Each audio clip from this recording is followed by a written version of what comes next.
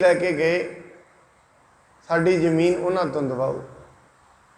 उतों उन्होंने चिट्ठी लिख के भेजा बाबा फरीद जी भी हाज़र होवो। वो तो ना हाज़र होए। वो कहते ने बाबा फरीद साहब कहते जे उन्होंने साडे ते विश्वास नहीं, वो इत्थे मुल्तान दे विच आ जान, आके मिट्टी नूं ही पुछ लैण। मिट्टी अपने आप ही बोल पेगी मैं कहदी हाँ।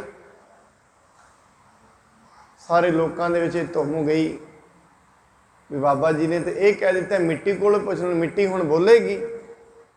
पर बाबा फरीद साहब अजमतां दे मालक, रब की बंदगी कर करके परमेश्वर की बंदगी ने इन्नियां क शक्तियां उन्होंने दित्तियां हुई सन, बंदगी दे नाल संपूर्ण। जाके पहुंचे, जदों वो जाके वेखते हैं सारे लोग इकट्ठे हो गए। सारे लोगों ने जाके अगे जाके वेख्या, वो डेट भी नेड़े आ गई जिस दिन उन्होंने उत्थे मिट्टी ने बोलना सी। राजे दे अहलकार भी उत्थे पहुँच गए। राजे दे अहलकार पुछते ने मिट्टी नूं, तू दस किहदी है? कहते मिट्टी पहलां ते ना बोली। थोड़ी देर विच मिट्टी चों आवाज़ आई जिवें मिट्टी पाटदी होए, ते मिट्टी कहती है मैं फरीद शक्करगंज दी। मिट्टी बोलती है साध संगत। मिट्टी ने 3 बारी कहा मैं फरीद शक्करगंज दी, क्योंकि साध संगत जेड़े बंदगी वाले हुंदे ने उन्हां दी हामी ते हवा भी भरदी है, मिट्टी भी भरदी है, जल भी भरदा है। पर होए कोई ईडा कामल जिवें गुरु नानक साहब जी महाराज, अज भी वो अस्थान है नानक मता साहिब उत्तराखंड दे विच वो स्थान है। गुरु नानक साहब गए, जोगियां ने महाराज नाल ईरखा की। एक बच्चे नूं मिट्टी दे विच बिठा दिता खड्डे दे विच, ते जोगियां कहा चलो अज धरती तो पुछ लैने, धरती दस दे कि तू कहदी है। बच्चे नूं सिखा दिता जदों असीं तैनूं पुछांगे ना तू कहदी है, तू कह देनी है मैं गोरख दी, या एवें इत्थे किहदे मत चलेगा, तू कह देना है गोरख मता। साध संगत उन्हां जोगियां ने पूछया धरती नूं, पर धरती चों कोई आवाज़ ना आई। थोड़ी देर बाद गुरु नानक साहब जी कहते मैं पूछा। गुरु नानक साहब ने पूछया तो धरती आवाज़ दिंदी है नानक मता। उस शहर का नाम पहला गोरख मता सी, अज तई उस शहर का नाम नानक मता है। अज तई एक दास्तान है उन्हां दी जिन्हां ने बंदगी नूं प्राप्त किया। इस करके जिहड़ा भाई पारो जुलका परमहंस है वो इस उपाधि ते पहुँच चुका है। हाथ जोड़ के ताहे उचारा, अहो वली क्या नाम तुम्हारा। वो जिहड़ा दिल्ली का बादशाह है उसनूं पुछदा है हे वली मैनू ये दसो तुहाडा की नाम है। कित को जात कहाँ ते आए, खादम कीजै बरा खुदाए। कहंदे ने भाई पारो नूं कहन लग्या तुसीं कित्थे आए हो, कित्थों आए हो ते कित्थे जा रहे हो, मैनू भी अपना दास बना लवो। पारो नाम हमारो है, गुर दर्शन जावत चित चहै। भाई पारो कहंदा है मेरा नाम है पारो ते मैं अपने गुरु दे दर्शनां वास्ते जा रहा हाँ। सुन नवाब मन सिदक उधारा, बूझो कह ना कह ठा पीर तुम्हारा। जिहड़ा नवाब है उहदे मन दे विच बड़ा सिदक आया ते पीर दोबारा पुछन लग्या। पीर कहंदा है मैनू ये तो दसो तुसीं ईडे करामाती हो, तुहाडा गुरु ते तुहाडे तो भी अगे होएगा, मैनू ये दसना करो तुहाडे गुरु का नाम की है ते गुरु कित्थे रहिंदा है। हमको संग लेहो दरसावो, धन गुरु जिस पह तुम जावो। कहंदा मैनू भी अपने नाल लैके चलो, धन वो गुरु है ਜਿਹਦੇ ਦਰਸ਼ਨ ਕਰਨ ਵਾਸਤੇ ਤੁਸੀਂ ਜਾ ਰਹੇ ਹੋ। ਪਾਰੋ ਕਹਿਓ ਸੰਗ ਜੋ ਲਸਕਰ ਅਪਰ ਬਿਭੂਤ ਸਰਬ ਕੋ ਪਰਹਰ। ਜਿਹੜੇ ਭਾਈ ਪਾਰੋ ਨੇ ਕਿਹਾ, ਕਹਿੰਦੇ ਭਾਈ ਜਿਹੜੇ ਤੇਰੇ ਨਾਲ ਫੌਜ ਹੈ, ਸੈਨਾ ਹੈ, ਜਿੰਨਾ ਵੀ ਤੇਰਾ ਲਸ਼ਕਰ ਹੈ ਉਸ ਨੂੰ ਤੂੰ ਛੱਡ ਦੇ। ਤਬ ਤੁਮ ਗਮਨਹੁ ਦਰਸ਼ਨ ਕਰੀਐ ਸਤਿਗੁਰ ਪਰਸ਼ਨ ਕੋ ਫਲ ਧਰੀਐ। ਫਿਰ ਜਾ ਕੇ ਤੁਸੀਂ ਗੁਰੂ ਦੇ ਦਰਸ਼ਨ ਕਰ ਸਕਦੇ ਹੋ। ਫਿਰ ਤੁਹਾਨੂੰ ਗੁਰੂ ਪ੍ਰਾਪਤ ਹੋਏਗਾ ਜਦੋਂ ਤੁਸੀਂ ਆਪਣੀ ਫੌਜ, ਆਪਣੇ ਲਸ਼ਕਰ ਨੂੰ ਛੱਡ ਕੇ ਮੇਰੇ ਨਾਲ ਗੁਰੂ ਦੇ ਦਰਸ਼ਨਾਂ ਵਾਸਤੇ ਤੁਰੋਗੇ। ਪ੍ਰੇਮ ਨਵਾਬ ਕੀਨ ਤਿਸ ਕਾਲਾ ਸੁਤ ਕੋ ਸੌਂਪ ਸਮਾਜ ਵਿਸਾਲਾ। ਉਸ ਵੇਲੇ ਨਵਾਬ ਨੇ ਬੜਾ ਪ੍ਰੇਮ ਕੀਤਾ। ਨਵਾਬ ਸੋਚਦਾ ਮੈਂ ਜਿੰਨਾ ਵੀ ਮੇਰਾ ਲਸ਼ਕਰ ਹੈ, ਜਿੰਨੀ ਵੀ ਫੌਜ ਹੈ, ਮੈਂ ਆਪਣੇ ਪੁੱਤਰ ਨੂੰ ਸੌਂਪ ਦੇਣਾ। ਔਰ ਆਪਣੇ ਪੁੱਤਰ ਨੂੰ ਸੌਂਪ ਕੇ ਉਹ ਨਵਾਬ ਭਾਈ ਪਾਰੋ ਦੇ ਨਾਲ ਚੱਲ ਪਿਆ ਹੈ। ਖਿਜਮਤ ਪਾਤਸ਼ਾਹ ਕੀ ਕਰੋ ਹਮਰੋ ਖਿਆਲ ਨਹੀਂ ਉਰ ਧਰੋ। ਕਹਿੰਦੇ ਬਾਦਸ਼ਾਹ ਦੀ ਖਿਜਮਤ ਕਰੋ ਤੇ ਸਾਡਾ ਖਿਆਲ ਹੁਣ ਮਨ ਵਿੱਚ ਨਾ ਲੈ ਕੇ ਆਵੋ। ਸੁਤ ਕੋ ਸਭ ਬਿਦ ਤਿਨ ਸਮਝਾਇਓ ਪਾਰੋ ਸੰਗ ਆਪ ਚੱਲ ਆਇਓ। ਆਪਣੇ ਲੜਕੇ ਨੂੰ ਜਿਹੜਾ ਬਾਦਸ਼ਾਹ ਨੇ ਸਾਰਾ ਕੁਝ ਸਮਝਾ ਦਿੱਤਾ, ਮੈਂ ਕਿੱਥੇ ਜਾ ਰਿਹਾ। ਆਪਣੇ ਲੜਕੇ ਨੂੰ ਸਮਝਾ ਕੇ ਇਹ ਵੀ ਦੱਸਿਆ ਮੈਂ ਭਾਈ ਪਾਰੋ ਦੇ ਨਾਲ ਜਾ ਰਿਹਾ ਹਾਂ। ਸਤਿਗੁਰ ਕੋ ਬੰਧਨ ਕਰ ਬੈਸੇ ਭਏ ਪ੍ਰਸੰਨ ਦੇਖ ਕਰ ਤੈਸੇ। ਉਹਨਾਂ ਨੇ ਜਾ ਕੇ ਗੁਰੂ ਸਾਹਿਬ ਜੀ ਨੂੰ ਨਮਸਕਾਰ ਕੀਤੀ ਤੇ ਬੜਾ ਪ੍ਰਸੰਨ ਹੋਇਆ। ਮਹਾਰਾਜ ਜੀ ਦੇ ਦਰਸ਼ਨ ਕਰਕੇ ਪ੍ਰਸੰਨ ਹੋ ਗਿਆ ਹੈ। ਪਾਰੋ ਧੰਨ ਧੰਨ ਉਪਕਾਰੀ ਕਰੋ ਆਪ ਅਰਪਨ ਦੇ ਤਾਰੀ। ਮਹਾਰਾਜ ਕਹਿੰਦੇ ਭਾਈ ਪਾਰੋ ਤੂੰ ਧੰਨ ਹੈ, ਕਿਉਂਕਿ ਤੂੰ ਆਪ ਤਰਿਆ ਤੇ ਹੋਰਨਾਂ ਨੂੰ ਵੀ ਆਪਣੇ ਨਾਲ ਪਾਰ ਉਤਾਰਾ ਕਰ ਦੇਣਾ। ਤੂੰ ਆਪ ਆਪਣੀ ਜ਼ਿੰਦਗੀ ਦੇ ਵਿੱਚ ਹਉਮੈ ਦੂਰ ਕੀਤੀ ਹੈ, ਆਪ ਆਪਣੀ ਜ਼ਿੰਦਗੀ ਦੇ ਵਿੱਚ ਆਪਣੇ ਆਪ ਨੂੰ ਸੁਧਾਰਿਆ ਹੈ, ਹੋਰਾਂ ਨੂੰ ਵੀ ਸੁਧਾਰ ਦੇਣਾ। ਸਾਧ ਸੰਗਤ, ਜਿਵੇਂ ਪਰਮੇਸ਼ਰ ਆਪਾਂ ਇਵੇਂ ਸਮਝ ਦਿੰਦੇ ਹਾਂ, ਪਰਮੇਸ਼ਰ ਦੀ ਕਿਰਪਾ, ਪਰਮੇਸ਼ਰ ਦਾ ਗਿਆਨ, ਜਿਵੇਂ ਆ ਪੱਖੇ ਚੱਲਦੇ ਨੇ ਇਹਨਾਂ ਦੀ ਨਿਆਈ ਹੈ।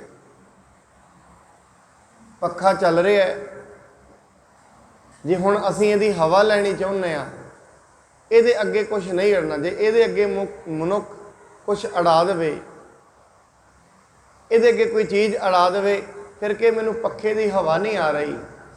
ਕੋਈ ਸਿਆਣਾ ਮਨੁੱਖ ਕਹੇਗਾ ਭਾਈ ਪਹਿਲਾਂ ਪੱਖੇ ਦੇ ਅੱਗੇ ਜੋ ਅੜਿਆ ਉਹਨੂੰ ਦੂਰ ਕਰ, ਉਹਨੂੰ ਦੂਰ ਕਰੇਗਾ ਹਵਾ ਆ ਜਾਏਗੀ। ਐਵੇਂ ਪਰਮੇਸ਼ਰ ਦੀ ਜਿਹੜੀ ਰਹਿਮਤ ਹੈ, ਪਰਮੇਸ਼ਰ ਦੀ ਕਿਰਪਾ ਹੈ, ਉਹ ਮਨੁੱਖ ਤੇ ਹੀ ਪਹੁੰਚ ਸਕਦੀ ਹੈ।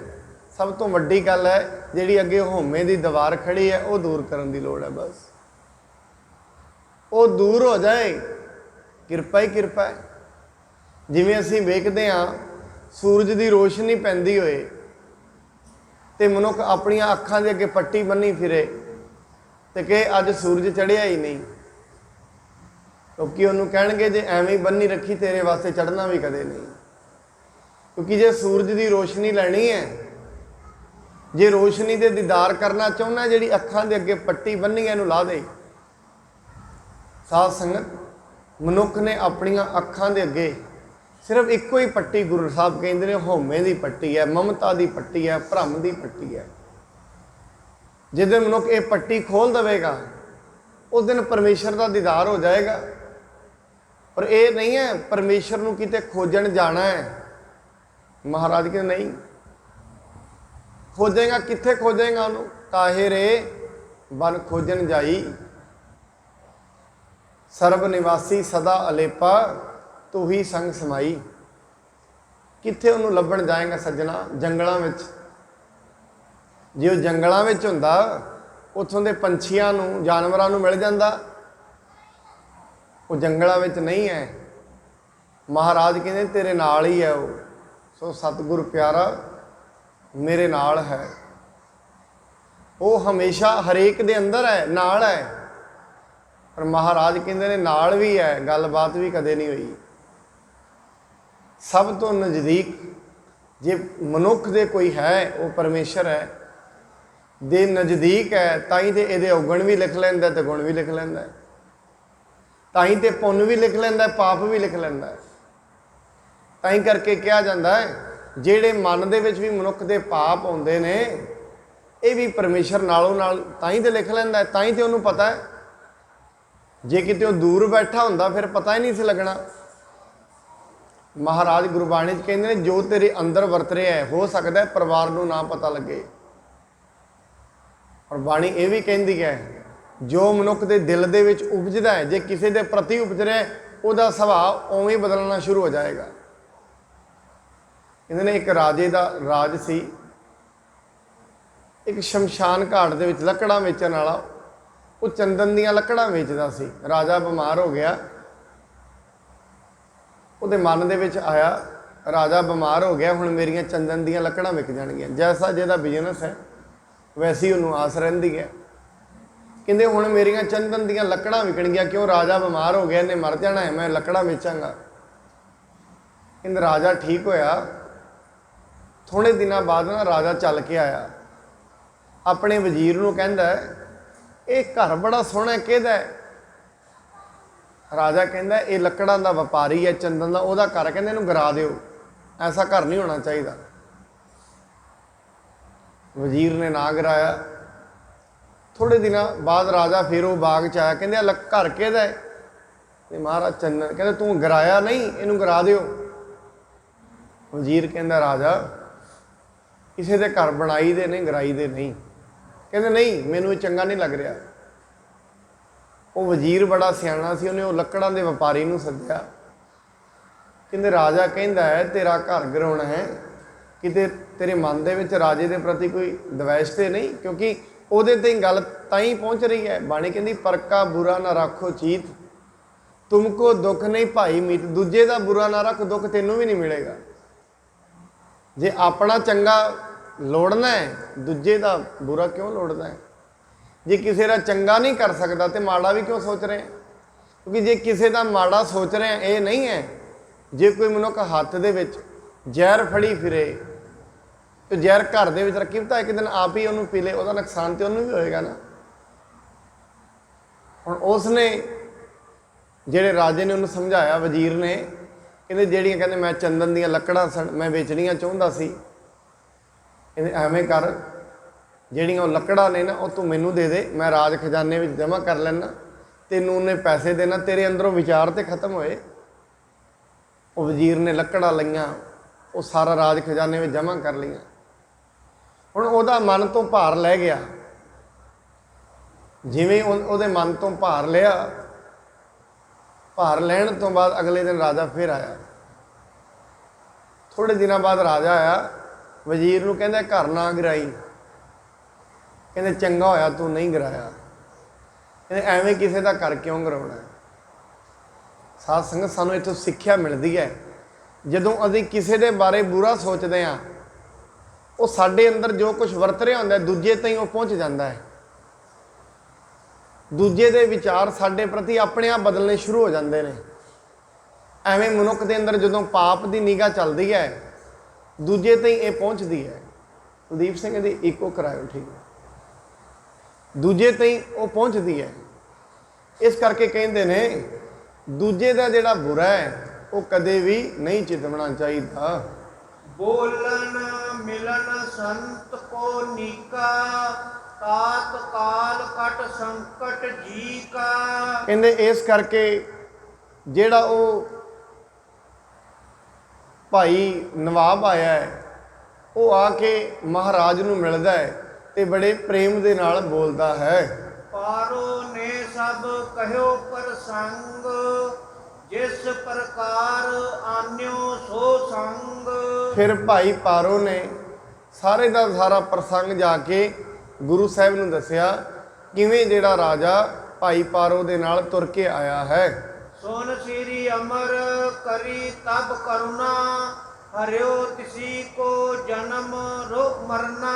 ਸ਼੍ਰੀ ਗੁਰੂ ਅਮਰਦਾਸ ਜੀ ਨੇ ਬੜੀ ਕਰੁਣਾ ਕੀਤੀ, ਕਰੁਣਾ ਕਰਕੇ ਉਹਦਾ ਜਨਮ ਤੇ ਮਰਨ ਕੱਟ ਦਿੱਤਾ ਹੈ। ਸਤਿਗੁਰ ਕੀ ਔਰ ਪ੍ਰੀਤ ਪਰੀ ਹੈ, ਮਨ ਵਿਕਾਰ ਕੀ ਪੀਰ ਹਰੀ ਹੈ। ਹਿਰਦੇ ਦੇ ਵਿੱਚ ਉਹ ਨਵਾਬ ਦੇ ਸਤਿਗੁਰੂ ਦੀ ਪ੍ਰੀਤ ਲੱਗ ਗਈ ਤੇ ਦੁੱਖਾਂ ਦੀ ਪੀੜ ਹਿਰਦੇ ਚੋਂ ਖਤਮ ਹੋ ਗਈ ਹੈ। ਭਇਓ ਨਿਹਾਲ ਨਿਬਾਬ ਕਨੇਰਾ, ਕੇਤਕ ਦਿਨ ਗੁਰ ਨਿਕਟ ਬਸੇਰਾ। ਉਹ ਜਿਹੜਾ ਨਵਾਬ ਬੜਾ ਨਿਹਾਲ ਹੋਇਆ ਤੇ ਕਈ ਦਿਨ ਗੁਰੂ ਸਾਹਿਬ ਜੀ ਦੇ ਕੋਲ ਹੀ ਰਿਹਾ ਹੈ। ਸੰਤ ਸੰਗ ਸਮ ਪਾਰਸ ਛੋਹਿਓ, ਉਤੋ ਮਨੂਰ ਸੋ ਕੰਚਨ ਭਇਓ। ਕਹਿੰਦੇ ਸੰਤਾਂ ਦਾ ਸੰਗ ਐਵੇਂ ਹੈ ਜਿਵੇਂ ਲੋਹੇ ਨੇ ਪਾਰਸ ਨੂੰ ਛੋਹ ਲਿਆ ਹੋਏ, ਤੇ ਜਿਹੜਾ ਮਨੂਰ ਹੋਇਆ ਮਨ ਹੁੰਦਾ ਹੈ, ਲੋਹੇ ਵਰਗਾ ਮਨ ਹੁੰਦਾ ਹੈ, ਇੱਕ ਦਿਨ ਸੋਨਾ ਬਣ ਜਾਂਦਾ ਹੈ। ਪਰਮਾਨੰਦ ਪਾਏ ਕਰ ਭਲੋ, ਵਿਦਾ ਹੋਏ ਪਾਰੋ ਸੰਗ ਚੱਲੋ। ਪਰਮ ਆਨੰਦ ਨੂੰ ਪ੍ਰਾਪਤ ਕਰਕੇ ਉਹ ਜਿਹੜਾ ਵਜ਼ੀਰ, ਉਹ ਨਵਾਬ ਹੈ, ਭਾਈ ਪਾਰੋ ਜੀ ਦੇ ਨਾਲ ਚੱਲ ਪਿਆ ਹੈ। ਡੱਲੇ ਗ੍ਰਾਮ ਨਾਮ ਇੱਕ ਲਾਲੂ, ਪ੍ਰੇਮੀ ਪਾਰੋ ਸੰਗ ਬਿਸਾਲੂ। ਡੱਲੇ ਪਿੰਡ ਦਾ ਰਹਿਣ ਵਾਲਾ ਇੱਕ ਸਿੱਖ ਹੈ, ਉਹਦਾ ਨਾਂ ਹੈ ਭਾਈ ਲਾਲੂ। ਉਹ ਬੜਾ ਹੀ ਮਾਹਰ ਭਾਈ ਪਾਰੋ ਦਾ ਪ੍ਰੇਮੀ ਹੈ। ਸਤਿਗੁਰ ਜਾਪ ਜਪੇ ਦਿਨ ਰੈਨ, ਹਰੇ ਬਿਕਾਰਨ ਤੇ ਮਨ ਚੈਨ। ਉਹ ਦਿਨ ਰਾਤ ਸਤਿਗੁਰੂ ਜੀ ਦਾ ਜਾਪ ਜਪਦਾ ਹੈ ਤੇ ਆਪਣੇ ਮਨ ਦੇ ਵਿੱਚ ਚੈਨ ਪ੍ਰਾਪਤ ਕਰਦਾ ਹੈ। ਪਾਰੋ ਇੱਕ ਦਿਨ ਆਵਨ ਲਾਗਾ, ਗੁਰ ਦਰਸ਼ਨ ਕੋ ਮਨ ਅਨੁਰਾਗਾ। ਇੱਕ ਦਿਨ ਭਾਈ ਪਾਰੋ ਆਉਣ ਲੱਗਾ ਹੈ ਤੇ ਭਾਈ ਪਾਰੋ ਦਾ ਦਿਲ ਕਰਦਾ ਹੈ ਮੈਂ ਗੁਰੂ ਜੀ ਦੇ ਜਾ ਕੇ ਦਰਸ਼ਨ ਕਰਾਂ। ਕਹਿ ਲਾਲੋ ਗੁਰ ਕੇ ਡਿਗ ਜਾਵੋ, ਮੋਕੋ ਭੀ ਦਰਸ਼ਨ ਕਰਵਾਵੋ। ਭਾਈ ਲਾਲੋ ਕਹਿੰਦਾ ਹੈ ਭਾਈ ਪਾਰੋ ਮੈਨੂੰ ਵੀ ਆਪਣੇ ਨਾਲ ਗੁਰੂ ਦੇ ਦਰਸ਼ਨਾਂ ਵਾਸਤੇ ਲੈ ਕੇ ਜਾ, ਮੇਰਾ ਵੀ ਮਨ ਗੁਰੂ ਜੀ ਦੇ ਦਰਸ਼ਨਾਂ ਨੂੰ ਕਰਦਾ ਹੈ। ਤੁਮ ਕਰਨਾ ਤੇ ਭਵ ਕੋ ਤਰੋ, ਜਨਮ ਮਰਨ ਤੇ ਮਨ ਮਹਿ ਡਰੋ। ਤੁਹਾਡੀ ਕਰੁਣਾ ਦੇ ਨਾਲ, ਤੁਹਾਡੇ ਤਰਸ ਦੇ ਨਾਲ ਮੈਂ ਜਨਮ ਮਰਨ ਤੋਂ ਬਚ ਜਾਵਾਂਗਾ। ਦੁਬਾਰਾ ਜਿਹੜਾ ਮੈਨੂੰ ਗੇੜ ਪੈਂਦਾ ਹੈ ਜਨਮ ਤੇ ਮਰਨ ਦਾ, ਉਹਦੇ ਤੋਂ ਮੈਂ ਬਚ ਜਾਵਾਂਗਾ। ਸ਼ਰਨ ਪਰਿਓ ਗੁਰ ਕੀ ਅਬ ਚਾਹੋ, ਹਿਰਦੇ ਸੰਦੇਹਨ ਸਭ ਕੋ ਦਾਹੋ। ਇਸ ਕਰਕੇ ਮੈਂ ਹੁਣ ਗੁਰੂ ਜੀ ਦੀ ਸ਼ਰਨ ਵਿੱਚ ਪੈਣਾ ਚਾਹੁੰਦਾ ਹਾਂ ਤੇ ਮੇਰੇ ਮਨ ਦੇ ਵਿੱਚ ਜਿੰਨੇ ਵੀ ਸ਼ੰਕੇ ਹਨ ਉਹਨਾਂ ਨੂੰ ਸਾੜਨਾ ਚਾਹੁੰਦਾ ਹਾਂ। ਸਿੱਖ ਗੁਰਮੁਖ ਹੋਵਤ ਉਪਕਾਰੀ, ਤਉ ਪਰ ਸਤਿਗੁਰ ਕਰੁਣਾ ਧਾਰੀ। ਤੁਸੀਂ ਗੁਰੂ ਦੇ ਉਪਕਾਰੀ ਸਿੱਖ ਹੋ, ਤੁਹਾਡੇ ਤੇ ਗੁਰੂ ਦੀ ਬੜੀ ਕਿਰਪਾ ਹੈ। ਬਦਿਓ ਪ੍ਰੇਮ ਲਾਲੂ ਕਹੋ ਪਲ ਮੈਂ, ਪੁਲਕਿਓ ਤਨ ਲੋਚਨ ਜਲ ਗਲ ਮੈਂ। ਭਾਈ ਲਾਲੂ ਦਾ ਗੁਰੂ ਜੀ ਦੇ ਪ੍ਰਤੀ ਬੜਾ ਪ੍ਰੇਮ ਵਧਿਆ। ਪ੍ਰੇਮ ਵਧਣ ਦੇ ਨਾਲ ਉਹਦਾ ਗਲ ਭਰ ਆਇਆ ਹੈ, ਅੱਖਾਂ ਦੇ ਵਿੱਚੋਂ ਅਥਰੂ ਵਹਿ ਰਹੇ ਹਨ। ਚਰਨ ਬੰਦਨਾ ਕਰਹਿ ਅਗਾਰੀ, ਭਇਓ ਅਧੀਰ ਦਰਸ ਕੋ ਭਾਰੀ। ਉਹ ਭਾਈ ਪਾਰੋ ਜੀ ਦੇ ਚਰਨਾਂ ਵਿੱਚ ਪੈ ਗਿਆ ਤੇ ਬੜਾ ਅਧੀਰ ਹੋ ਕੇ ਗੁਰੂ ਜੀ ਦੇ ਅੱਗੇ ਬੰਦਨਾ ਕਰ ਰਿਹਾ ਹੈ। ਪਾਰੋ ਨੇ ਲਾਲੂ ਸੰਗ ਲੀਨੋ, ਗੋਇੰਦਵਾਲ ਚਲਨ ਕੋ ਕੀਨੋ। ਭਾਈ ਪਾਰੋ ਨੇ ਭਾਈ ਲਾਲੋ ਨੂੰ ਨਾਲ ਲਿਆ ਹੈ ਅਤੇ ਗੋਇੰਦਵਾਲ ਸਾਹਿਬ ਵਾਸਤੇ ਚੱਲ ਪਏ ਹਨ। ਗੁਰ ਦਰਬਾਰ ਜਾਏ ਰਜ ਲਾਈ, ਮਸਤਕ ਮੁਖ ਸਗਰੇ ਤਨ ਮਾਹੀ। ਉਹਨਾਂ ਨੇ ਜਾ ਕੇ ਗੁਰੂ ਦੇ ਦਰਬਾਰ ਚੋਂ ਚਰਨਾਂ ਦੀ ਧੂੜ ਸੰਗਤ ਦੀ ਆਪਣੇ ਮੁਖ ਤੇ ਮਸਤਕ ਤੇ ਲਾਈ ਹੈ ਤੇ ਸੋਚਦੇ ਨੇ ਕਿਤੇ ਗੁਰੂ ਦੀ ਚਰਨਾਂ ਦੀ ਧੂੜ ਦੇ ਨਾਲ ਸਾਡਾ ਭਲਾ ਹੋ ਜਾਵੇ। ਪੁੰਨ ਲੰਗਰ ਮਹਿ ਕਰਿਓ ਆਹਾਰਾ, ਭਇਓ ਪੁਨੀਤ ਪਰਮ ਸੁਖ ਧਾਰਾ। ਫਿਰ ਦਰਬਾਰ ਦੇ ਵਿੱਚ ਲੰਗਰ ਵਿੱਚ ਜਾ ਕੇ ਲੰਗਰ ਛਕਿਆ ਹੈ ਤੇ ਸੋਚਦੇ ਹਨ ਹੁਣ ਗੁਰੂ ਸਾਹਿਬ ਦੇ ਦਰਸ਼ਨ ਕਰਾਂਗੇ। ਅੰਤਰ ਜਾਏ ਗੁਰੂ ਕੋ ਹੇਰਾ, ਪਦ ਅਰਬਿੰਦ ਬੰਦ ਤਿਸ ਡੇਰਾ। ਅੰਦਰ ਜਾ ਕੇ ਗੁਰੂ ਸਾਹਿਬ ਜੀ ਨੂੰ ਨਮਸਕਾਰ ਕੀਤੀ ਹੈ ਅਤੇ ਗੁਰੂ ਜੀ ਦੇ ਚਰਨਾਂ ਕਮਲਾਂ ਵਿੱਚ ਬੰਦਨਾ ਕੀਤੀ ਹੈ। ਉਟ ਲੋਚਨ ਤੇ ਅੰਮ੍ਰਿਤ ਰੂਪ, ਪਾਨ ਕਰਤ ਤ੍ਰਿਪਤੈ ਨ ਅਨੂਪ। ਅੱਖਾਂ ਦੇ ਵਿੱਚੋਂ ਮਹਾਰਾਜ ਜੀ ਦੀ ਅੰਮ੍ਰਿਤ ਚੋਰਿਆ ਹੈ। ਭਾਈ ਪਾਲੋ, ਭਾਈ ਜਿਹੜਾ ਲਾਲੋ ਹੈ, ਮਹਾਰਾਜ ਜੀ ਦੇ ਨੇਤਰਾਂ ਵਿੱਚ ਵਹਿੰਦਾ ਹੈ ਅਤੇ ਮਹਾਰਾਜ ਜੀ ਦੇ ਦਰਸ਼ਨ ਕਰ ਕਰਕੇ ਐਵੇਂ ਸਮਝਦਾ ਹੈ ਜਿਵੇਂ ਉਹ ਅੰਮ੍ਰਿਤ ਪੀ ਰਿਹਾ ਹੈ। ਬੋਲੇ ਸਹਿਜ ਸੁਭਾਏ ਕਿਰਪਾਲੂ, ਅਤ ਹਰ ਰੰਗ ਚਲੂਲਿਓ ਲਾਲੂ। ਮਹਾਰਾਜ ਜੀ ਸਹਿਜ ਸੁਭਾਏ ਬੋਲੇ। ਮਨਜੀਤ ਸਿੰਘ ਇੱਕੋ ਠੀਕ ਕਰਾਓ ਜੀ। ਭਾਈ ਜਿਹੜਾ ਲਾਲੂ ਹੈ, ਮਹਾਰਾਜ ਜੀ ਕਿਰਪਾਲ ਹੋ ਕੇ ਬੋਲੇ, ਕਹਿੰਦੇ ਤੂੰ ਹਰੀ ਦੇ ਰੰਗ ਵਿੱਚ ਰੰਗਿਆ ਹੋਇਆ ਹੈ। ਸੁਨ ਕਰ ਪਰਮਾਨੰਦ ਕਹੋ ਪਾਇਓ, ਨਿਤ ਦਿਨ ਧਿਆਨ ਗੁਰੂ ਕਹੋ ਲਾਇਓ। ਭਾਈ ਲਾਲੋ ਜਿਹੜਾ ਹੈ ਦਿਨ ਪ੍ਰਤ ਸਤਿਗੁਰੂ ਦੇ ਚਰਨਾਂ ਵਿੱਚ ਹਮੇਸ਼ਾ ਧਿਆਨ ਲਾਈ ਰੱਖਦਾ ਹੈ। ਕਰੁਣਾ ਕਰ ਲਾਲੂ ਕੇ ਭਾਲੂ, ਨਿਜ ਕਰ ਧਰਿਓ ਨਿਹਾਲ ਬੇਸਾਲੂ। ਮਹਾਰਾਜ ਜੀ ਭਾਈ ਲਾਲੂ ਤੇ ਕਿਰਪਾਲ ਹੋਏ ਅਤੇ ਮਹਾਰਾਜ ਜੀ ਨੇ ਖੁਸ਼ ਹੋ ਕੇ ਉਹਨਾਂ ਦੇ ਸਿਰ ਦੇ ਉੱਤੇ ਹੱਥ ਧਰਿਆ ਹੈ। ਦਿਨ ਪ੍ਰਤ ਸਤਿਗੁਰ ਕੀਨ ਵਡੇਰਾ, ਜਿਉ ਜਿਉ ਹੇ ਰਹਿ ਪ੍ਰੇਮ ਕਨੇਰਾ। ਮਹਾਰਾਜ ਜੀ ਨੇ ਸਿਰਫ ਉਹਦੇ ਸਿਰ ਤੇ ਹੱਥ ਰੱਖਿਆ ਅਤੇ ਉਸ ਨੂੰ ਵੱਡਾ ਬਣਾਇਆ, ਕਿਉਂਕਿ ਸਾਧ ਸੰਗਤ ਜਿਹਦੇ ਤੇ ਗੁਰੂ ਹੱਥ ਧਰਦਾ ਹੈ, ਜਿਹਦੇ ਤੇ ਗੁਰੂ ਮਿਹਰਾਮਤ ਕਰਦਾ ਹੈ, ਕਿਉਂਕਿ ਧਰਮ ਦੀ ਦੁਨੀਆ ਦੇ ਵਿੱਚ ਆਪਣੀ ਮਿਹਨਤ ਨਾਲ ਮਨੁੱਖ ਕੁਝ ਪ੍ਰਾਪਤ ਨਹੀਂ ਕਰ ਸਕਦਾ। ਸਿਰਫ ਜੇ ਕਿਤੇ ਪ੍ਰਮਾਤਮਾ ਇਹਦੇ ਤੇ ਕਿਰਪਾ ਕਰੇ, ਕਿਰਪਾ ਦੇ ਨਾਲ ਹੀ ਮਨੁੱਖ ਨੂੰ ਕੁਝ ਪ੍ਰਾਪਤ ਹੁੰਦਾ ਹੈ। ਸਿਰਫ ਮਨੁੱਖ ਦੀ, ਕਿਉਂਕਿ ਮਨੁੱਖ ਸਵੈ ਸ਼ਕਤੀ ਨਹੀਂ ਹੈ, ਇਹ ਕਿਸੇ ਦੇ ਦੁਆਰਾ ਚਲਾਇਆ ਹੋਇਆ ਹੈ, ਇਹਦਾ ਆਪਣਾ ਇੱਥੇ ਕੋਈ ਵਜੂਦ ਨਹੀਂ ਹੈ। ਔਰ ਜਿਸ ਦਿਨ ਮਨੁੱਖ ਨੂੰ ਇਹ ਪਤਾ ਲੱਗ ਜਾਂਦਾ ਹੈ, ਸਭ ਤੋਂ ਵੱਡੀ ਇਹਦੇ ਅੰਦਰ ਦੀ ਕਮੀ ਇਹ ਹੈ, ਜਿਸ ਦਿਨ ਇਸ ਨੂੰ ਇਸ ਬਾਤ ਦਾ ਪਤਾ ਲੱਗਦਾ ਹੈ ਮੈਂ ਕੁਛ ਨਹੀਂ ਹਾਂ, ਮੈਂ ਤੇ ਕਿਸੇ ਦਾ ਵਜਾਇਆ ਹੋਇਆ ਵੱਜ ਰਿਹਾ, ਉਸ ਦਿਨ ਮਨੁੱਖ ਦੇ ਕੋਲ ਸਾਰੀਆਂ ਨਿੱਧੀਆਂ ਸਿੱਧੀਆਂ ਸਾਰੇ ਖਜ਼ਾਨੇ ਆ ਜਾਂਦੇ ਨੇ। ਕਿਉਂਕਿ ਸਭ ਤੋਂ ਵੱਡੀ ਰੁਕਾਵਟ ਇਹਦੇ ਕੋਲ ਇਹੀ ਹੈ, ਇਹਨੇ ਇਸ ਧਰਤੀ ਤੇ ਆ ਕੇ ਆਪਣੇ ਆਪ ਨੂੰ ਇੱਕ ਅੱਡ ਸ਼ਕਤੀ ਮੰਨ ਲਿਆ ਹੈ। ਇਹ ਪਰਮੇਸ਼ਰ ਤੋਂ ਵੱਖਰੀ ਹੋਂਦ ਬਣਾ ਕੇ ਬੈਠ ਗਿਆ। ਇਸ ਨੂੰ ਇਹ ਲੱਗਦਾ ਹੈ ਮੈਂ ਪਰਮੇਸ਼ਰ ਤੋਂ ਇਲਾਵਾ ਕੁਝ ਕਰ ਸਕਦਾ। ਔਰ ਮਨੁੱਖ ਸਾਧ ਸੰਗਤ ਜਿਉਂ-ਜਿਉਂ ਇਹਦੀ ਹਉਮੈ ਕਈ ਤਰੀਕਿਆਂ ਨਾਲ ਵੱਧਦੀ ਹੈ, ਜਿਵੇਂ ਕਿਸੇ ਦੀ ਮੌਤ ਤੇ ਮਨੁੱਖ ਜਾਏ, ਸਭ ਤੋਂ ਪਹਿਲੀ ਗੱਲ ਇਹੀ ਪੁੱਛਦਾ ਇਹਨਾਂ ਨੂੰ ਕੀ ਹੋਇਆ ਸੀ, ਬਿਮਾਰ ਹੋਏ ਸੀ। ਉਹ ਕਿਉਂ ਪੁੱਛ ਰਿਹਾ ਬਿਮਾਰ ਹੋਏ ਸੀ? ਇਨਡਾਇਰੈਕਟਲੀ ਇਹਦਾ ਮਨ ਪਤਾ ਕੀ ਸੋਚਦਾ ਹੈ, ਸ਼ਾਇਦ ਦੁਨੀਆ ਤੋਂ ਉਹੀ ਜਾਂਦੇ ਨੇ ਜਿਹੜੇ ਬਿਮਾਰ ਹੋਣ, ਤਾਂ ਉਹ ਪੁੱਛਦਾ ਹੈ। ਜੇ ਕਿਤੇ ਅਗਲੇ ਕਹਿ ਦੇਣ ਨਹੀਂ ਠੀਕ ਸਨ, ਬਿਲਕੁਲ ਠੀਕ ਸਨ, ਫਿਰ ਇਹਨੂੰ ਥੋੜ੍ਹੀ ਜਿਹੀ ਆਪਣੀ ਫਿਕਰ ਵੀ ਪੈਂਦੀ ਹੈ। ਜਾਂ ਮਨੁੱਖ ਪੁੱਛਦਾ ਹੈ ਬਜ਼ੁਰਗ ਸਨ, ਕਿਉਂ ਪੁੱਛਦਾ ਹੈ? ਇਹਨੂੰ ਐਵੇਂ ਲੱਗਦਾ ਬਜ਼ੁਰਗ ਹੀ ਦੁਨੀਆ ਤੋਂ ਜਾਂਦੇ ਨੇ। ਇਹਨੂੰ ਆਪਣੀ ਹਉਮੈ ਜਿਹੜੀ ਹੈ ਆਪਣੀ ਮੌਤ ਨਹੀਂ ਵਿਖਣ ਦਿੰਦੀ। ਇਸ ਕਰਕੇ ਇਹਦੇ ਅੰਦਰ ਦੂਜੇ ਦੀ ਮੌਤ ਨੂੰ ਵੇਖ ਕੇ, ਦੂਜੇ ਦੇ ਖਾਤਮੇ ਨੂੰ ਵੇਖ ਕੇ ਆਪਣੇ ਅੰਦਰ ਇਹਦੇ ਕੋਈ ਐਸਾ ਜਲਾਲ ਉੱਠਦਾ ਨਹੀਂ ਕਿ ਗੁਰੂ ਨਾਲ ਪਰਮਾਤਮਾ ਨਾਲ ਜੁੜ ਸਕੇ। ਕਾਰਨ ਕੀ ਹੈ? ਸਿਰਫ ਤੇ ਸਿਰਫ ਮਨੁੱਖ ਦੀ ਹਉਮੈ। ਜਿਉਂ-ਜਿਉਂ ਮਨੁੱਖ ਦੀ ਹਉਮੈ ਦੂਰ ਹੁੰਦੀ ਹੈ, ਮਿਲਾਪ ਉਦਣ ਹੁੰਦਾ ਹੈ ਪਰਮੇਸ਼ਰ ਨਾਲ। ਔਰ ਬਾਣੀ ਕਹਿੰਦੀ ਹੈ ਜਦੋਂ ਤੇ ਸਿਮਰਨ ਨਹੀਂ ਹੈ, ਔਰ ਉਹ ਸਿਮਰਨ ਜਦੋਂ ਤੇ ਨਾਮ ਨਹੀਂ ਬਣ ਜਾਂਦਾ, ਉਦੋਂ ਤੇ ਮਨੁੱਖ ਦੇ ਅੰਦਰ ਦੀ ਹਉਮੈ ਨਹੀਂ ਜਾਂਦੀ। ਸਿਮਰਨ ਕਰਨਾ ਠੀਕ ਹੈ, ਜਦੋਂ ਸਿਮਰਨ ਕਰੇਗਾ ਉਹ ਸਿਮਰਨ ਜਿਸ ਦਿਨ ਅਨੁਭਵ ਬਣ ਜਾਏ, ਉਸ ਤੋਂ ਪਹਿਲਾਂ ਤੇ ਸਿਮਰਨ ਹੀ ਹੈ। ਉਸ ਤੋਂ ਪਹਿਲਾਂ ਤੇ ਜੀਭ ਬੋਲ ਰਹੀ ਹੈ। ਜਿਸ ਦਿਨ ਕਿਤੇ ਸੁਰਤ ਅਨੁਭਵ ਕਰ ਲਏ, ਜਿਸ ਦਿਨ ਸੁਰਤ ਦੀ ਅਨੁਭਵੀ ਹੋ ਜਾਏਗੀ, ਉਸ ਦਿਨ ਇਸ ਨੂੰ ਕੁਝ ਪ੍ਰਾਪਤ ਹੁੰਦਾ ਹੈ। ਉਸ ਤੋਂ ਪਹਿਲਾਂ ਮਨੁੱਖ ਦੀ ਜ਼ਿੰਦਗੀ ਨਹੀਂ ਬਦਲਦੀ ਹੈ। ਏਕ ਦਿਵਸ ਗੁਰ ਹੋਏ ਕਿਰਪਾਲੂ, ਲਾਲੂ ਕੋ ਬਖਸ਼ੀਸ਼ ਬੇਸਾਲੂ। ਇੱਕ ਦਿਨ ਮਹਾਰਾਜ ਜੀ ਕਿਰਪਾਲ ਹੋਏ, ਉਹਦੀ ਸੇਵਾ ਵੇਖ ਕੇ ਮਹਾਰਾਜ ਜੀ ਨੇ ਉਸ ਨੂੰ ਬੜੀ ਬਖਸ਼ੀਸ਼ ਕੀਤੀ ਹੈ। ਜੇ ਤੱਕ ਗੁਪਤ ਲੋਕ ਜਗ ਮਾਹੀ, ਦ੍ਰਿਸ਼ਟ ਨਾ ਪਰੈ ਫਿਰਹਿ ਸਭ ਜਾਹੀ। ਜਿੰਨੇ ਵੀ ਗੁਪਤ ਲੋਕ ਨੇ, ਜਿੰਨੇ ਵੀ ਗੁਪਤ, ਕਿਉਂਕਿ ਇੱਕ ਆਹ ਦੁਨੀਆ ਜਿਹੜੀ ਅਸੀਂ ਵੇਖ ਰਹੇ ਹਾਂ, ਇੱਕ ਹੋਰ ਦੁਨੀਆ ਜਿਹੜੀ ਸਾਨੂੰ ਵੇਖਦੀ ਨਹੀਂ ਹੈ। ਸਾਧ ਸੰਗਤ, ਜਦੋਂ ਗੁਰੂ ਗੋਬਿੰਦ ਸਿੰਘ ਜੀ ਮਹਾਰਾਜ ਅੰਬਾਲੇ ਦੀ ਧਰਤੀ ਦੇ ਕੋਲ ਲਖਨੌਰ ਸਾਹਿਬ ਇੱਥੇ ਰਹਿ ਰਹੇ ਸਨ, ਇੱਥੇ ਇੱਕ ਬੜਾ ਵੱਡਾ ਫਕੀਰ ਸੀ ਇਸਲਾਮ ਦਾ।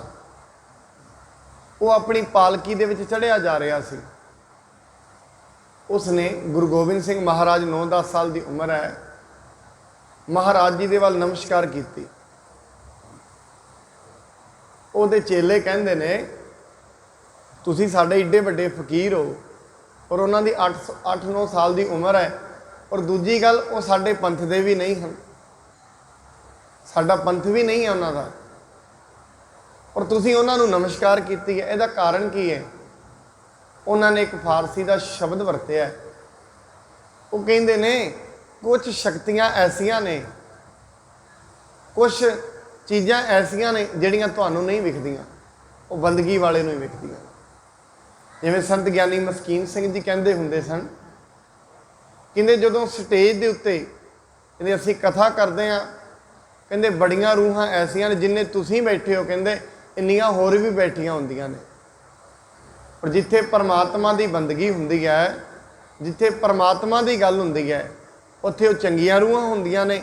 ਜਿੱਥੇ ਮਾੜਾ ਕੰਮ ਚੱਲਦਾ ਹੈ ਉੱਥੇ ਮਾੜੀਆਂ ਰੂਹਾਂ ਹੁੰਦੀਆਂ। ਜਿੱਥੇ ਮਾੜੀ ਗੱਲ ਚੱਲਦੀ ਹੈ ਉੱਥੇ ਮਾੜੀਆਂ ਰੂਹਾਂ, ਔਰ ਜਿੱਥੇ ਚੰਗੀ ਪਰਮੇਸ਼ਰ ਦੀ ਵਿਚਾਰ ਚੱਲਦੀ ਹੈ, ਪਰਮੇਸ਼ਰ ਦੀ ਬੰਦਗੀ ਚੱਲਦੀ ਹੈ, ਉੱਥੇ ਚੰਗੀਆਂ। ਔਰ ਕਹਿੰਦੇ ਕਈ ਵਾਰੀ ਐਸਾ ਵੀ ਹੁੰਦਾ ਹੈ, ਇੱਕ ਛੋਟਾ ਜਿਹਾ ਵਿਚਾਰ ਪਰਮਾਰਥ ਦਾ ਮਨੁੱਖ ਸੋਚਦਾ ਕਈ ਵਾਰੀ ਸੇਵਾ ਕਰਨ ਦਾ, ਉਹ ਬੜਾ ਵੱਡਾ ਯੱਗ ਬਣ ਜਾਂਦਾ ਹੈ, ਬੜਾ ਵੱਡਾ ਕੰਮ ਬਣ ਜਾਂਦਾ ਹੈ। ਕਹਿੰਦੇ ਉਹਦੇ ਪਿੱਛੇ ਕੀ ਹੁੰਦਾ ਹੈ? ਉਹ ਕਹਿੰਦੇ ਨੇ ਉਹਦੇ ਪਿੱਛੇ ਉਹ ਜਿਹੜੀਆਂ ਗੁਪਤ ਰੂਹਾਂ ਨੇ ਉਹ ਕੰਮ ਕਰ ਜਾਂਦੀਆਂ ਨੇ। ਕਈ ਵਾਰੀ ਘਰਾਂ ਦੇ ਵਿੱਚ ਬੰਦਗੀ ਨਹੀਂ ਹੁੰਦੀ, ਪਰਮੇਸ਼ਰ ਦਾ ਨਾਮ ਨਹੀਂ ਹੁੰਦਾ, ਛੋਟੀ ਜੀ ਕਿਤੇ ਗੱਲ ਹੋਏ, ਛੋਟਾ ਜਿਹਾ ਝਗੜਾ ਹੋਏ, ਵੱਡਾ ਕਲੇਸ਼ ਬਣ ਜਾਂਦਾ ਹੈ। ਔਰ ਅੱਜ ਕੱਲ੍ਹ ਤੇ ਐਸਾ ਹੀ ਹੁੰਦਾ ਸਾਧ ਸੰਗਤ, ਕਿਉਂ ਬੰਦਗੀ ਘਟਦੀ ਜਾ ਰਹੀ ਹੈ। ਛੋਟੀ ਜੀ ਕਿਤੇ ਗੱਲ ਹੁੰਦੀ ਹੈ, ਪਿੰਡਾਂ ਵਿੱਚ ਲੜਾਈਆਂ ਹੋ ਜਾਂਦੀਆਂ ਨੇ, ਸ਼ਹਿਰਾਂ ਵਿੱਚ ਹੋ ਜਾਂਦੀਆਂ ਨੇ, ਲੋਕੀ ਇੱਕ ਦੂਜੇ ਨੂੰ ਮਾਰਨ ਮਰਾਉਣ ਤੇ ਹੀ ਆ ਜਾਂਦੇ ਨੇ। ਕਿਉਂ? ਅੱਜ ਕੱਲ੍ਹ ਜਿਹੜੀਆਂ ਦੂਜੀਆਂ ਰੂਹਾਂ ਦਾ ਵਾਸਾ ਹੈ ਉਹ ਜ਼ਿਆਦਾ ਹੋ ਗਿਆ ਹੈ, ਚੰਗੀਆਂ ਰੂਹਾਂ ਦਾ ਵਾਸਾ ਘਟ ਗਿਆ। ਮਹਾਰਾਜ ਜੀ ਕਹਿੰਦੇ ਲਾਲੂ, ਜਿਹੜੇ ਗੁਪਤ ਲੋਕ ਨੇ, ਜਿਹੜੇ ਵਿਖਦੇ ਨਹੀਂ ਹਨ, ਉਹਨਾਂ ਦਾ ਰਾਜ ਅਸੀਂ ਤੈਨੂੰ ਦੇ ਦਿੱਤਾ ਹੈ। ਤਿੰਨ ਸਭ ਕੋ ਗੁਰ ਤਿਸੇ ਬਣਾਇਓ, ਅਪਰ ਹੁਕਮ ਤੇ ਤਾਹੇ ਪੁਜਾਇਓ। ਹੁਣ ਜਿੰਨੇ ਵੀ ਗੁਪਤ ਲੋਕ ਹਨ ਉਹਨਾਂ ਦਾ ਰਾਜਾ ਅਸੀਂ ਤੈਨੂੰ ਬਣਾ ਦਿੱਤਾ ਹੈ, ਅਤੇ ਉਹਨਾਂ ਤਾਈਂ ਅਸੀਂ ਇਹ ਹੁਕਮ ਵੀ ਪਹੁੰਚਾ ਦਿੱਤਾ ਹੈ। ਸੰਗਤ ਗੁਪਤਨ ਕੀ ਹੋਏ ਤੇ ਜੇਤੀ, ਲਾਲੋ ਕੇ ਪਗ ਪੂਜਹਿ ਤੇਤੀ। ਜਿੰਨੀ ਵੀ ਗੁਪਤ ਸੰਗਤ ਹੈ, ਜਿੰਨੇ ਵੀ ਉਹ ਲੋਕਾਂ ਦੀ ਸੰਗਤ ਹੈ, ਉਹ ਆ ਕੇ ਤੁਹਾਡੇ ਚਰਨ ਪੂਜਿਆ ਕਰੇਗੀ। ਦੂਰ ਦੂਰ ਤੇ ਆਵਹਿ ਸੇਈ, ਮਾਨਹਿ ਹੁਕਮ ਦਰਸ ਕਰ ਤੇਈ। ਹੁਣ ਦੂਰ ਦੂਰ ਤੋਂ ਉਹ ਲੋਕ ਆਉਣ ਲੱਗੇ ਹਨ ਅਤੇ ਭਾਈ ਲਾਲੂ ਦਾ ਹੁਕਮ ਮੰਨਦੇ ਹਨ। ਖਰੇ ਅਗਾਰੀ ਰਹਿ ਹਮੇਸ਼, ਕਹਿ ਸੋ ਕਰਹਿ ਕੇ ਕਾਜ ਵਿਸ਼ੇਸ਼। ਉਹ ਹਮੇਸ਼ਾ ਹੀ ਭਾਈ ਲਾਲੂ ਦੇ ਅੱਗੇ ਖੜੇ ਰਹਿੰਦੇ ਹਨ ਅਤੇ ਜੋ ਵੀ ਹੁਕਮ ਭਾਈ ਲਾਲੂ ਕਰਦੇ ਹਨ ਉਹ ਮੰਨਦੇ ਹਨ। ਕੋਸ ਹਜ਼ਾਰਨ ਕੋ ਚੱਲ ਆਵਹਿ, ਤੂਰਨ ਸੋ ਲਾਲੋ ਦਰਸਾਵਹਿ। ਹਜ਼ਾਰਾਂ ਕੋਸਾਂ ਤੋਂ ਉਹ ਲੋਕ ਚੱਲਦੇ ਆਉਂਦੇ ਹਨ ਅਤੇ ਭਾਈ ਲਾਲੂ ਦੇ ਦਰਸ਼ਨ ਕਰਦੇ ਹਨ। ਜਿਮ ਆਇਸ ਤੇ ਮਨ ਹੈ ਸੋਈ, ਆਨ ਉਪਾਇਨ ਅਰਪਤ ਜੋਈ। ਜੋ ਵੀ ਹੁਕਮ ਭਾਈ ਲਾਲੂ ਕਰਦਾ ਹੈ ਉਹੀ ਹੁਕਮ ਉਹ ਆ ਕੇ ਮੰਨਦੇ ਹਨ। ਇੱਕ ਪਠਾਨ ਸੁਦਾਗਰ ਭਾਰੋ, ਭਰ ਜਹਾਜ ਭਾਰਤ ਮਹਿ ਡਾਰੋ। ਹੁਣ ਇੱਕ ਇੱਥੇ ਗਾਥਾ ਦੱਸਦੇ ਨੇ, ਕਹਿੰਦੇ ਇੱਕ ਪਠਾਨ ਹੈ, ਬੜਾ ਵੱਡਾ ਵਪਾਰੀ ਹੈ, ਬੜਾ ਵੱਡਾ ਸੁਦਾਗਰ ਹੈ। ਤਾਂ ਕੋ ਮੇਲ ਸੋ ਲਾਲੂ ਸਾਥ, ਮਿਲਤ ਜਬੇ ਬੰਦੈ ਜੁਗ ਹਾਥ। ਉਹ ਭਾਈ ਲਾਲੂ ਦੇ ਨਾਲ ਮਿਲਿਆ ਹੋਇਆ ਹੈ, ਭਾਈ ਲਾਲੂ ਦਾ ਸੇਵਕ ਵੀ ਹੈ, ਤੇ ਜਿੱਥੇ ਵੀ ਭਾਈ ਲਾਲੂ ਉਸ ਨੂੰ ਮਿਲਦਾ ਹੈ ਉਸ ਦੇ ਨਾਲ ਹੱਥ ਜੋੜ ਕੇ ਗੱਲਬਾਤ ਕਰਦਾ ਹੈ। ਸੋ ਸਮੁੰਦਰ ਮੈਂ ਬਣਜ ਕਰੰਤਾ, ਟਾਪੂ ਵਿਖੇ ਲਾਭ ਲਭਯੰਤਾ। ਉਹ ਆਪਣਾ ਜਹਾਜ਼ ਲੈ ਕੇ ਸਮੁੰਦਰ ਵਿੱਚ ਜਾਂਦਾ ਹੈ ਤੇ ਭਾਈ ਲਾਲੂ ਤੋਂ ਜਿੰਨੇ ਵੀ ਟਾਪੂਆਂ ਤੇ ਆ ਕੇ ਫਿਰ ਵਪਾਰ ਕਰਦਾ ਹੈ। ਦੂਰ ਦੂਰ ਤੋਂ ਹੀ ਜਾਂਦਾ ਹੈ, ਦੂਰ ਦੂਰ ਤੋਂ ਹੀ ਜਾ ਕੇ ਵਪਾਰ ਕਰਦਾ ਹੈ, ਉਸ ਤੋਂ ਬਾਅਦ ਫਿਰ ਲਾਭ ਪ੍ਰਾਪਤ ਕਰਦਾ ਹੈ। ਇੱਕ ਵੇਰ ਤੇ ਜਹਾਜ਼ ਫਟ ਗਇਓ, ਸਕਲ ਸਮਾਜ ਬੂਢ ਤੋਂ ਭਇਓ। ਫਿਰ ਕੀ ਹੋਇਆ, ਇੱਕ ਦਿਨ ਉਹਦਾ ਵਪਾਰ ਕਰਦੇ ਕਰਦੇ ਜਹਾਜ਼ ਪਟ ਗਿਆ। ਜਿਵੇਂ ਉਸ ਦਾ ਜਹਾਜ਼ ਪਾਟਿਆ, ਜਿੰਨਾ ਵੀ ਸਮਾਨ ਸੀ ਜਹਾਜ਼ ਵਿੱਚ ਸਾਰੇ ਦਾ ਸਾਰਾ ਹੀ ਰੁੜ ਗਿਆ ਹੈ। ਮਹਾ ਅੰਧੇਰੀ ਤੇ ਵੱਡ ਫੂਟਾ, ਤਖਤਾ ਏਕ ਸੰਗ ਤੇ ਟੂਟਾ। ਬੜੀ ਅੰਧੇਰੀ ਚੱਲੀ, ਉਹ ਅੰਧੇਰੀ ਦੇ ਕਾਰਨ ਉਹਦਾ ਜਹਾਜ਼ ਫੁੱਟਿਆ ਤੇ ਉਹ ਜਹਾਜ਼ ਦਾ ਇੱਕ ਤਖਤਾ ਬਚ ਗਿਆ ਹੈ। ਤਿਸ ਪਰ ਚੜਿਓ ਪਠਾਨ ਬਚਿਓ ਤਬ, ਵਾਯੂ ਵੇਗ ਤੇ ਬਹਿਓ ਗਇਓ ਜਬ। ਹੁਣ ਜਹਾਜ਼ ਤੇ ਸਾਰਾ ਟੁੱਟ ਗਿਆ ਪਰ ਉਹ ਜਹਾਜ਼ ਦਾ ਇੱਕ ਤਖਤਾ ਬਚ ਗਿਆ। ਉਹ ਜਹਾਜ਼ ਦੇ ਉੱਤੇ ਉਹ ਜਿਹੜਾ ਸਿੱਖ ਹੈ, ਸੁਦਾਗਰ ਹੈ, ਪਠਾਨ ਹੈ, ਉਹ ਜਹਾਜ਼ ਦੇ ਉੱਤੇ ਚੜ ਗਿਆ। ਜਿਵੇਂ ਹੀ ਹਵਾ ਚੱਲੀ, ਸਮੁੰਦਰ ਦੀਆਂ ਲਹਿਰਾਂ ਦੇ ਨਾਲ ਬਾਹਰ ਆ ਗਿਆ ਹੈ। ਇੱਕ ਟਾਪੂ ਮਹਿ ਲਗਿਓ ਸੋ ਜਾਏ, ਦੇਖਿਓ ਤੇ ਠਾਂ ਨਗਰ ਬਸਾਏ। ਉਹ ਕੀ ਵੇਖਦਾ ਹੈ? ਇੱਕ ਟਾਪੂ ਤੇ ਜਾ ਕੇ ਰੁਕ ਗਿਆ ਤਖਤਾ। ਉਹ ਵੇਖਦਾ ਬੜਾ ਵੱਡਾ ਨਗਰ ਉੱਥੇ ਵਸਿਆ ਹੋਇਆ ਹੈ, ਬੜੇ ਲੋਕ ਉੱਥੇ ਵਸੇ ਹੋਏ ਹਨ। ਤਖਤੇ ਪਰਤੇ ਉਤਰ ਸੋ ਗਇਓ, ਕਿਹ ਕੋ ਮਿਲ ਤਹਿ ਬੂਝਤ ਭਇਓ। ਉਹ ਤਖਤੇ ਦੇ ਉੱਤੋਂ ਉਤਰਿਆ ਤੇ ਕਿਸੇ ਨੂੰ ਪੁੱਛ ਕੇ, ਜਿੰਨੇ ਵੀ ਉੱਥੇ ਲੋਕ ਨੇ, ਕਿਸੇ ਨੂੰ ਪੁੱਛਦਾ ਹੈ, ਕੌਣ ਦੇਸ ਕੋ ਪੁਰਨ ਕੋ ਨਾਮ, ਬਸ ਹੈ ਕੌਣ ਇਹ ਖਲ ਕਰ ਧਾਮ। ਉਹ ਅਗਲਾ ਸਵਾਲ ਜਿਵੇਂ ਆਮ ਮਨੁੱਖ ਪੁੱਛਦਾ ਹੈ ਵੀ ਇਸ ਦੇਸ਼ ਦਾ ਨਾਂ ਕੀ ਹੈ, ਪਹਿਲੀ ਵਾਰੀ ਆਇਆ ਹੈ, ਰਾਤ ਨੂੰ ਜਹਾਜ਼ ਪਾਟਿਆ, ਉਹਦੇ ਵਿੱਚ ਜੋ ਜੋ ਵਾਪਰਿਆ ਉਹਨੂੰ ਹੀ ਪਤਾ ਹੈ। ਕਿਸੇ ਮਨੁੱਖ ਨੂੰ ਪੁੱਛਦਾ ਹੈ, ਕਹਿੰਦੇ ਭਾਈ ਆ ਜਿਹੜਾ ਸ਼ਹਿਰ ਹੈ ਇਹਦਾ ਨਾਂ ਕੀ ਹੈ, ਇੱਥੇ ਜਿਹੜੇ ਲੋਕ ਵਸਦੇ ਨੇ ਉਹਨਾਂ ਦਾ ਨਾਂ ਕੀ ਹੈ, ਇਹ ਸ਼ਹਿਰ ਦਾ ਪੂਰਾ ਨਾਂ ਕੀ ਹੈ। ਉਪਤ ਸਕਲ ਟਾਪੂ ਤਿਸ ਬਸਹਿ, ਦੇਖ ਮਨੁੱਖ ਕੋ ਸੋ ਤਬ ਹਸਹਿ। ਉਹ ਜਿਹੜਾ ਸਾਰਾ ਟਾਪੂ ਹੈ ਉੱਥੇ ਗੁਪਤ ਲੋਕ ਵਸਦੇ ਨੇ। ਹੁਣ ਇਹ ਮਨੁੱਖ ਗਿਆ ਉੱਥੇ, ਸਾਰੇ ਦੇ ਸਾਰੇ ਇਹਨੂੰ ਵੇਖ ਕੇ ਹੱਸ ਰਹੇ ਹਨ। ਕਹਿਓ ਤਿਨਹੂ ਗੁਪਤਨ ਕੋ ਥਾਇਓ, ਤੂੰ ਮਾਨੁਖ ਕਹੋ ਕਿਤ ਤੇ ਆਇਓ। ਸਾਰੇ ਕਹਿੰਦੇ ਨੇ ਭਾਈ ਇਹ ਤੇ ਜਿਹੜਾ ਲੋਕ ਹੈ ਇਹ ਤੇ ਗੁਪਤ ਲੋਕਾਂ ਦਾ ਹੈ, ਇੱਥੇ ਸਾਰੇ ਗੁਪਤ ਲੋਕ ਵਸਦੇ ਨੇ, ਤੂੰ ਕਿੱਥੋਂ ਆਇਆ? ਕਿਉਂਕਿ ਮਨੁੱਖ ਤੇ ਇੱਥੇ ਆ ਹੀ ਨਹੀਂ ਸਕਦੇ ਹਨ। ਤਰਸਤ ਪਠਾਨ ਬਖਾਨਤ ਅਹਿ, ਦੇਸ ਪੰਜਾਬ ਦੂਰ ਤਹਿ ਰਹਿ। ਉਹ ਭਾਈ ਪਠਾਨ ਕਹਿੰਦਾ ਮੈਂ ਇੱਥੋਂ ਦਾ ਨਹੀਂ ਆ, ਮੈਂ ਤੇ ਪੰਜਾਬ ਦਾ ਰਹਿਣ ਵਾਲਾ।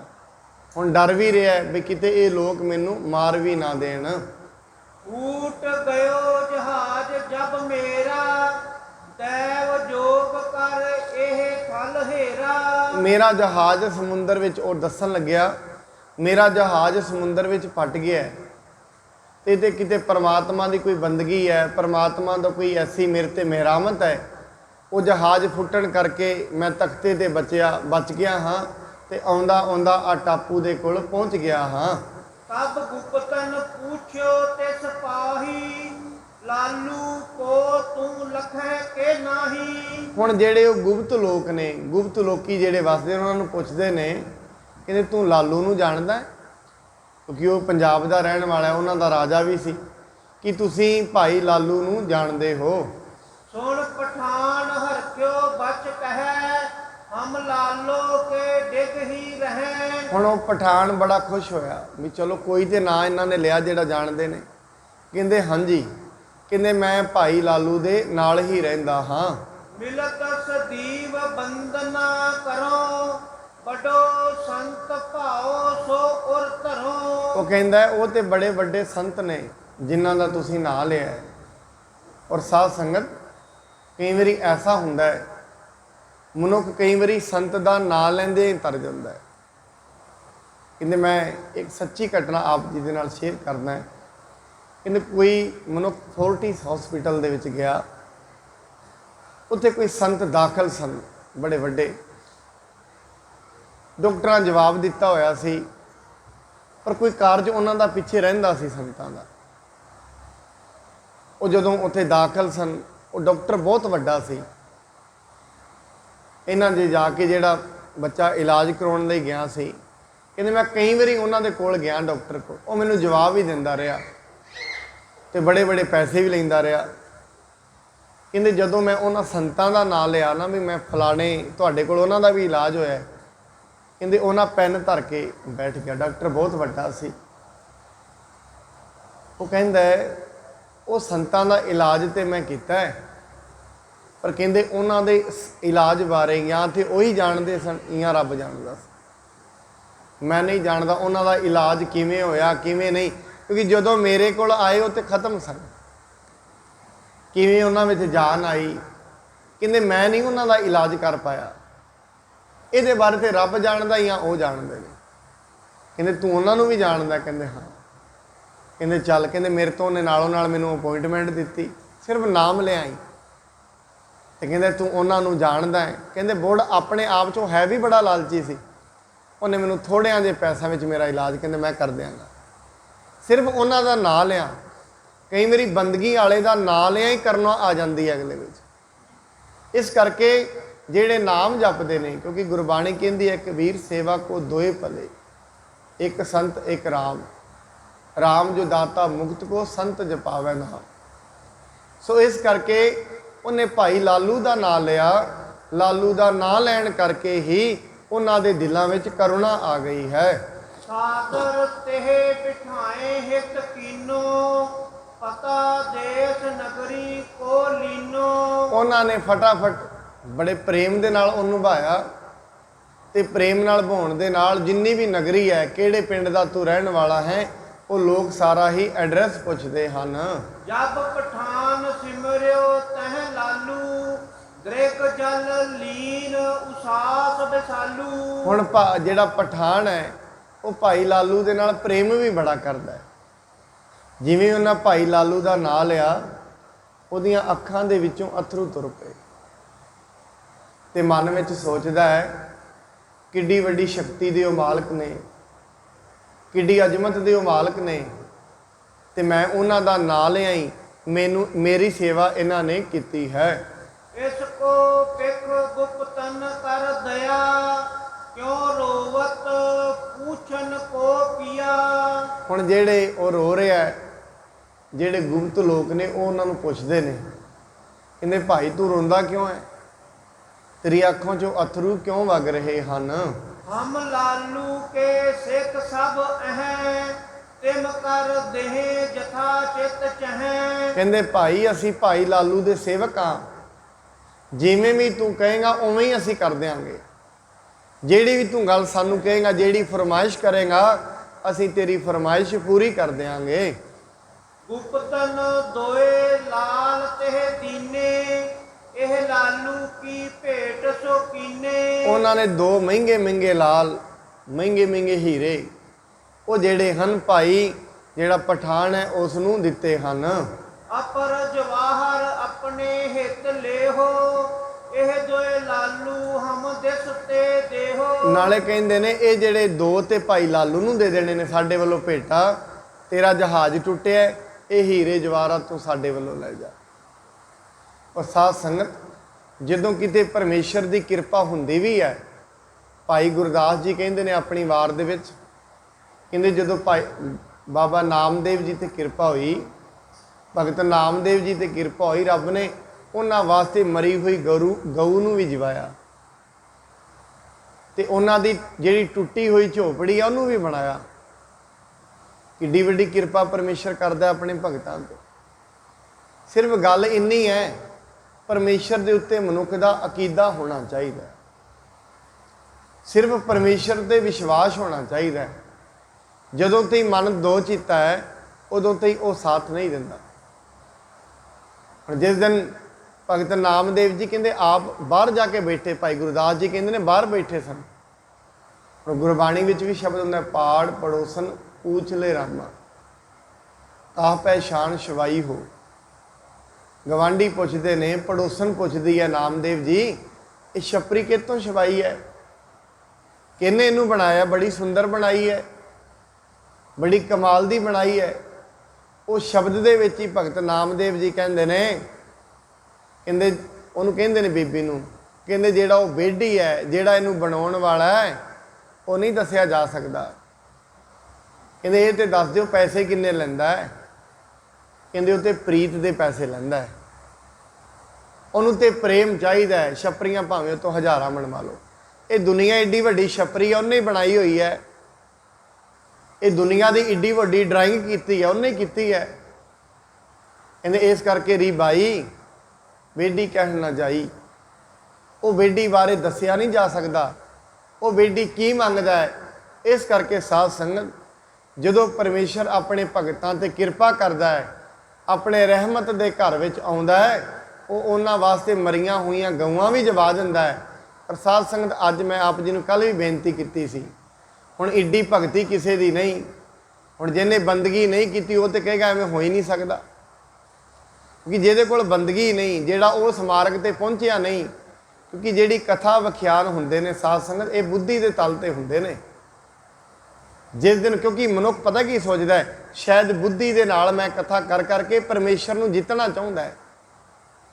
ਇਹ ਬੁੱਧੀ ਦੇ ਨਾਲ ਸਮਝ ਕੇ ਪਤਾ ਕੀ ਸੋਚਦਾ ਹੈ, ਸ਼ਾਇਦ ਇੱਕ ਦਿਨ ਮੈਂ ਆਪਣੀ ਬੁੱਧੀ ਦੇ ਵਿੱਚ ਪਰਮੇਸ਼ਰ ਨੂੰ ਪਾ ਕੇ ਤੇ ਲੋਕਾਂ ਨੂੰ ਕਹਾਂਗਾ, ਵੇਖੋ ਪਰਮੇਸ਼ਰ ਐਸਾ ਹੁੰਦਾ ਹੈ। ਬਾਣੀ ਕਹਿੰਦੀ ਹੈ ਤੇਰਾ ਸਭ ਤੋਂ ਵੱਡਾ ਭੁਲੇਖਾ ਹੈ, ਉਹ ਤੇ ਮਿਲਦਾ ਹੀ ਉਦਣ ਹੈ ਜਿਸ ਦਿਨ ਆਪ ਖਤਮ ਹੋ ਜਾਂਦਾ ਹੈ। ਭਗਤ ਫਰੀਦ ਜੀ ਕਹਿੰਦੇ ਨੇ, ਆਪ ਸਵਾਰੇ ਮੈਂ ਮਿਲਿਆ ਸੁਖ ਹੋਏ। ਜਿਸ ਦਿਨ ਆਪਾਂ ਆਪ ਸਿਮਰ ਜਾਂਦਾ ਹੈ, ਜਿਸ ਦਿਨ ਆਪਾਂ ਆਪ ਖਤਮ ਹੋ ਜਾਂਦਾ ਹੈ, ਉਹ ਤੇ ਮਿਲਦਾ ਹੀ ਉਸ ਦਿਨ ਹੈ। ਕਹਿੰਦੇ ਨੇ ਕਿਸੇ ਭਗਤ ਨੂੰ ਕੋਈ ਪੁੱਛਣ ਲੱਗਿਆ, ਕਹਿੰਦੇ ਪਰਮੇਸ਼ਰ ਕੈਸਾ ਹੈ। ਕਹਿੰਦੇ ਉਹਨੂੰ ਪਕੜ ਕੇ ਨਦੀ ਦੇ ਕੋਲ ਲੈ ਗਿਆ। ਉਹ ਥੋੜਾ ਜਿਹਾ ਕਹਿੰਦੇ ਅੱਗੇ ਹੋਇਆ। ਕਹਿੰਦੇ ਪਾਣੀ ਕਿੰਨਾ ਹੈ, ਕਹਿੰਦੇ ਦੱਸ ਦਿੱਤਾ ਇੰਨਾ, ਲੱਤਾਂ ਤਈ ਹੈ। ਕਹਿੰਦੇ ਥੋੜਾ ਹੋਰ ਅੱਗੇ ਹੋ ਜਾ। ਕਹਿੰਦੇ ਕਿੰਨਾ, ਕਹਿੰਦੇ ਲੱਕ ਤਈ ਹੈ। ਕਹਿੰਦੇ ਹੋਰ, ਕਹਿੰਦੇ ਗਰਦਨ ਤਈ ਆ ਗਿਆ। ਇਹ ਥੋੜਾ ਹੋਰ ਅੱਗੇ ਉਹ ਡੁੱਬ ਗਿਆ ਪਾਣੀ ਦੇ ਵਿੱਚ, ਬਾਹਰ ਨਿਕਲ ਕੇ ਆਇਆ। ਕਹਿੰਦੇ ਚੌਥੀ ਵਾਰੀ ਕਿਉਂ ਨਹੀਂ ਦੱਸਿਆ ਜਦੋਂ ਪਾਣੀ ਵਿੱਚ ਮੁਕਤ? ਕਹਿੰਦੇ ਉਦੋਂ ਦੱਸਿਆ ਨਹੀਂ ਜਾਂਦਾ, ਬੋਲਿਆ ਨਹੀਂ ਜਾਂਦਾ। ਕਹਿੰਦੇ ਇਹੀ ਤੇ ਗੱਲ ਹੈ, ਜਿਸ ਦਿਨ ਪਰਮੇਸ਼ਰ ਮਿਲ ਜਾਂਦਾ ਹੈ ਉਸ ਦਿਨ ਬੋਲਿਆ ਨਹੀਂ ਜਾਂਦਾ। ਉਹਨੂੰ ਕਿਵੇਂ ਬਿਆਨ, ਇੱਕ ਛੋਟੀ ਜੀ ਬੁੱਧੀ ਏਡੇ ਵੱਡੇ ਪਰਮੇਸ਼ਰ ਨੂੰ ਕਿਵੇਂ ਬਿਆਨ ਕਰੇਗੀ, ਜਿਹਦੇ ਹੁਕਮ ਦੇ ਵਿੱਚ ਕਰੋੜਾਂ ਸੂਰਜ ਨੇ, ਜਿਹਦੇ ਹੁਕਮ ਦੇ ਵਿੱਚ ਕਰੋੜਾਂ ਚੰਦਰਮਾ ਨੇ, ਉਹਨੂੰ ਕਿਵੇਂ ਬਿਆਨ ਕਰ ਸਕਦੀ ਹੈ ਛੋਟੀ ਜੀ ਬੁੱਧੀ। ਤੂੰ ਸਮਰੱਥ ਵੱਡਾ, ਮੇਰੀ ਮੱਤ ਥੋੜੀ ਰਾਮ ਨੇ, ਮੇਰੀ ਤੇ ਮੱਤ ਹੀ ਥੋੜੀ ਹੈ, ਪਰ ਇਹ ਛੋਟੀ ਜੀ ਬੁੱਧੀ ਏਡੇ ਵੱਡੇ ਪਰਮੇਸ਼ਰ ਨੂੰ ਬਿਆਨ ਨਹੀਂ ਕਰ ਸਕਦੀ ਹੈ। ਤਬ ਪਠਾਨ ਲੀਨੇ ਹਰ ਖਾਏ, ਕਹਿ ਤਿਨ ਪੁਨ ਇਸ ਦ੍ਰਿਗ ਮੁੰਦਵਾਏ। ਇਹ ਪ੍ਰਧਾਨ ਜੀ ਉਦੋਂ ਦਾ ਹੀ ਖਰਾਬ ਹੋਇਆ, ਤੇ ਜ਼ੋਰ ਲਾਤਾ ਨਹੀਂ ਪੂਰਾ। ਨਹੀਂ, ਇਹਦੀ ਇੱਕੋ ਬੰਦ ਹੋਈ ਹੈ, ਹੁਣ ਚੱਲੇਗੀ। ਵਾਹਿਗੁਰੂ। ਹਾਂਜੀ। ਤਬ ਪਠਾਨ ਲੀਨੇ ਹਰ ਖਾਏ, ਕਹਿ ਤਿਨ ਪੁਨ ਇਸ ਦ੍ਰਿਗ ਮੁੰਦਵਾਏ। ਕਹਿੰਦੇ ਨੇ ਉਹ ਜਿਹੜੇ ਗੁਪਤ ਲੋਕ ਨੇ, ਕਹਿੰਦੇ ਭਾਈ ਤੂੰ ਆਪਣੇ ਨੇਤਰ ਬੰਦ ਕਰ। ਫਿਰ ਉਸਨੇ, ਜਿਹੜਾ ਪਠਾਨ ਹੈ, ਉਸਨੇ ਆਪਣੇ ਨੇਤਰ ਬੰਦ ਕਰ ਲਏ ਹਨ। ਗੁਪਤਨ ਸੋ ਤਤਕਾਲ ਪੁੰਚਾਇਓ, ਖੋਲੇ ਦ੍ਰਿਗ ਗ੍ਰਹਿ ਮੈਂ ਪਿਖ ਆਇਓ। ਹੁਣ ਉਹਨੇ ਪਠਾਨ ਨੇ ਜਿਵੇਂ ਹੀ ਨੇਤਰ ਬੰਦ ਕੀਤੇ, ਨਾਲ ਦੀ ਨਾਲ ਕੀ ਵੇਖਦਾ ਹੈ, ਉਹ ਆਪਣੇ ਘਰ ਪਹੁੰਚ ਗਿਆ ਹੈ। ਜਾਏ ਲਾਲ ਲਾਲੂ ਕੋ ਦਏ, ਕਹਿਤ ਸੁਜਸ ਬਹੁ ਬੰਧਨ ਕੀਏ। ਉਹ ਜਾ ਕੇ ਕਹਿੰਦਾ ਹੈ, ਕਹਿੰਦੇ ਭਾਈ ਲਾਲੂ, ਇਹ ਜਿਹੜੇ ਦੋ ਲਾਲ ਨੇ, ਇਹ ਜਿਹੜੇ ਗੁਪਤ ਲੋਕ ਦੇ ਲੋਕ ਨੇ, ਉਹਨਾਂ ਨੇ ਤੇਰੇ ਵਾਸਤੇ ਦਿੱਤੇ ਹਨ। ਆਪਨ ਬਿਰਤਾਂਤ ਕਹਿਓ ਪੁਰ ਮਾਹੀ, ਕਿਰਪਾ ਸੰਤ ਆਇਓ ਤੁਮ ਪਾਹੀ। ਕਹਿੰਦੇ ਹੇ ਸੰਤ ਜੀ, ਇਹ ਤੁਹਾਡੀ ਕਿਰਪਾ ਹੈ, ਤੁਹਾਡਾ ਨਾਮ ਲਿਆ ਹੀ ਇਸ ਸ਼ਹਿਰ ਦੇ ਵਿੱਚ ਮੈਂ ਪਹੁੰਚਿਆ ਹਾਂ। ਲਾਲੋ ਲਾਲ ਲੀਏ ਕਰ ਦੋਏ, ਗੁਰੂ ਟਿਕ ਆਨ ਰੱਖੇ ਤਿਨ ਸੋਏ। ਹੁਣ ਭਾਈ ਲਾਲੂ ਨੇ ਉਹ ਦੋ ਦੇ ਦੋ ਲਾਲ ਲਏ, ਐਵੇਂ ਨਹੀਂ ਉਹ ਆਪਣੇ ਘਰ ਲੈ ਗਿਆ, ਆ ਕੇ ਦੋਵੇਂ ਦੇ ਦੋਵੇਂ ਲਾਲ, ਦੋਵੇਂ ਦੇ ਦੋਵੇਂ ਜਿਹੜੇ ਹੀਰੇ ਹਨ, ਲਿਆ ਕੇ ਗੁਰੂ ਸਾਹਿਬ ਦੇ ਸਾਹਮਣੇ ਰੱਖ ਦਿੱਤੇ ਹਨ। ਪਿਖ ਸ੍ਰੀ ਅਮਰ ਬਚਨ ਮੁਖ ਭਾਖਾ, ਨਾਮ ਰਤਨ ਹੀਰੇ ਮਹਿ ਰਾਖਾ। ਮਹਾਰਾਜ ਕਹਿੰਦੇ ਭਾਈ ਸਾਨੂੰ ਇਹਨੇ ਹੀਰਿਆਂ ਦੀ ਲੋੜ ਨਹੀਂ, ਅਸੀਂ ਤੇ ਨਾਮ ਰੂਪੀ ਹੀਰਾ ਆਪਣੇ ਹਿਰਦੇ ਦੇ ਵਿੱਚ ਰੱਖਿਆ ਹੋਇਆ ਹੈ। ਇਨ ਕੋ ਜਹਾ ਨਦੀ